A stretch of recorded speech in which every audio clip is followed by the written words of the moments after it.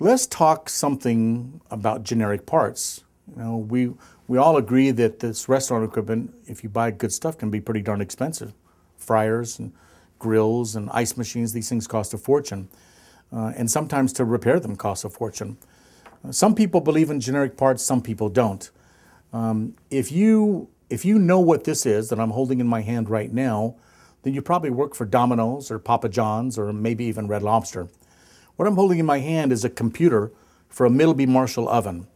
And if I go to my vendor, where I might normally buy this, the cost on this is right around $1,000. But this part that I'm holding in my hand, although it's identical to the one I get at my vendor, did not cost me $1,000. Didn't cost $9, didn't cost $8, $7, $6. It cost less than $500 for this part. If I went to my vendor and I bought this for $1,000 at list price, depending on who you are, I might charge you list price or 10% less than list.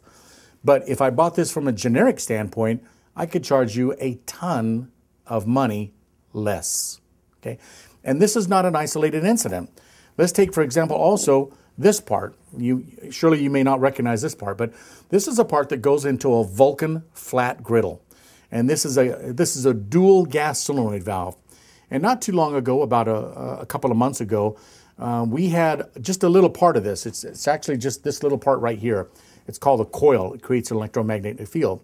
And we had one of these parts go bad. We needed to replace it because on this valve, there are two of these. I don't know if the video is good enough for you to see that, but there are actually two of these on there. And we had one of them go bad, and we needed just one of those coils. Well, I mean, this part looks small and cheap, and I've bought a million of these before, and my thought is this should cost about, I don't know, $5 or $10, right? So we went to our vendor and we said, we need a coil, and they said, oh, well, that's not available. You have to buy the whole valve. And my cost on this valve was $172. Now, all I needed was this. It's a $5 part, but I had to buy this, okay? And at that time, I had to charge my client that amount of money. $172, okay? That bothered me. So it took me 3 weeks, but I found the manufacturer of that coil. And now I have the manufacturer of that coil. So when this breaks, next time rather than charge you $10, I can charge you, or no, not $10. Next time rather than charge you $172, I can charge you $20 for that part. That's a generic part. Is that a good idea? I think so. And this happens time and time and time again. We were at one of the schools recently, and we needed a defrost heater for a walk-in freezer. And so we called the manufacturer, and the manufacturer says, sure, we've got it, okay? And I think their price was like $75 for that defrost heater. We called a generic vendor, and we found it for $35. We called another generic vendor and found it for $15, okay? And again, these are not isolated incidents, At one time, Chili's used to have a particular type of smoker. I think it was a Giles, and they had like maybe 12 elements inside that cooker, and each one of those elements was over $100. And Chili's doesn't use that particular smoker anymore, but I'm convinced that one of the reasons why is because that element was $100 and something. And at one time, I found that element for something like $20.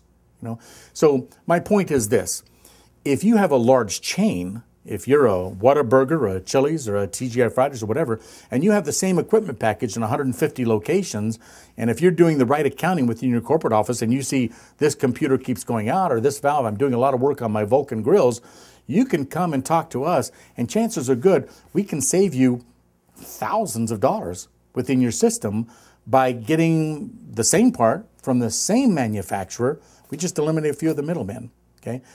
I'm an advocate of generic parts. I'll be honest with you and tell you that I can't always do it if I'm an authorized representative or a manufacturer's rep, okay? But if I'm not, I can point you to a lot of things, or we can sell you some parts. I mean, like I said, if you're Domino's or Papa John's, or like I've seen them at Red Lobster, and this computer goes out, there's $500 I can save you just right then. And if I had to, if the video here was long enough, I could probably give you a list of 100 items where I could do that. So, if you'd like to talk with me about generic parts, call me up and let's talk about it.